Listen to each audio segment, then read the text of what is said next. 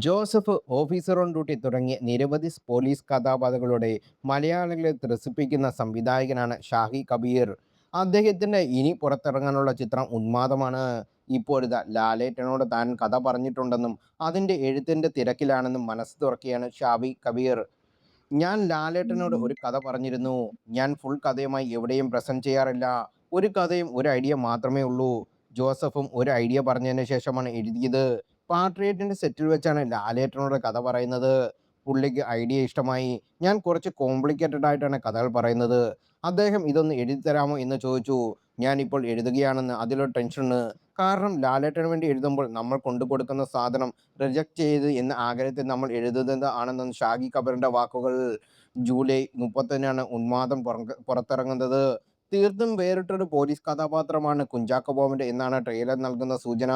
ഒരു സ്റ്റേഷനിൽ അന്ധവിശ്വാസവുമായി ബന്ധപ്പെട്ട് തൊട്ടാൽ പ്രശ്നമാകുന്ന ഒരു ഫയലിന് പിന്നാലെ നായക കഥാപാത്രം നീങ്ങുന്നതും അതിനെ തുടർന്നുണ്ടാകുന്ന സംഭവങ്ങളുമാണ് സിനിമയുടെ ഇതിവൃത്തം. ദേശീയ പുരസ്കാര ജേതാവായ ഷാഹി കബീർ ഓഫീസർ ഡ്യൂട്ടിക്ക് ശേഷം കുഞ്ചാക്കോ ബോബനുമായി വീണ്ടും ഒന്നിക്കുന്ന എന്ന പ്രത്യേകതയും ഈ ചിത്രത്തിനുണ്ട്.